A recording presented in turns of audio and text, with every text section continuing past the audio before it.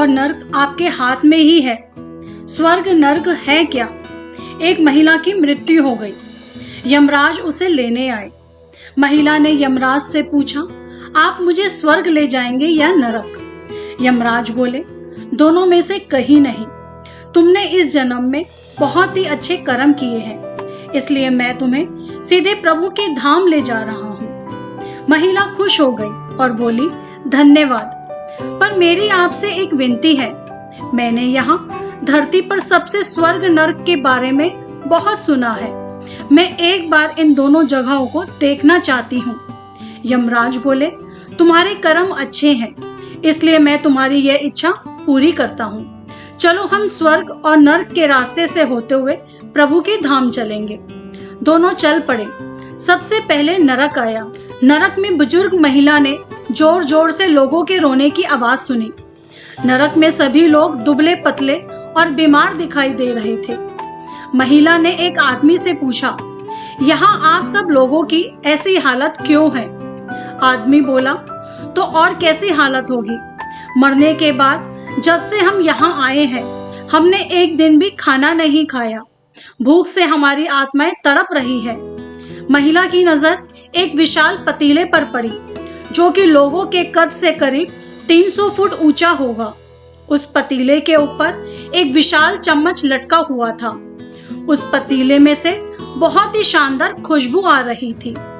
महिला ने उस आदमी से पूछा, इस पतीले में क्या है?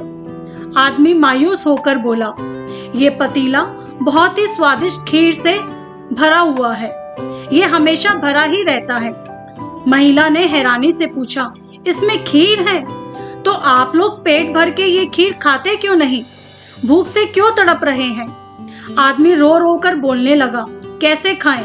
ये पतीला 300 फीट ऊंचा है। हम में से कोई भी उस पतीले तक नहीं पहुंच पाता।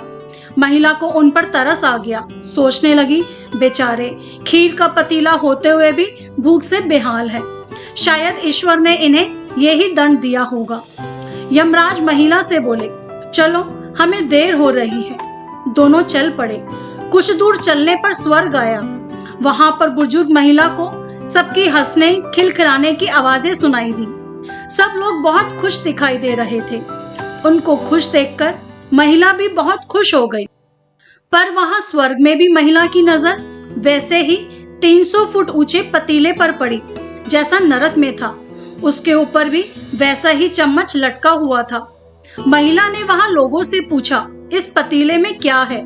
स्वर्ग के लोग बोले, इसमें बहुत स्वादिष्ट खीर है। महिला हैरान हो गई।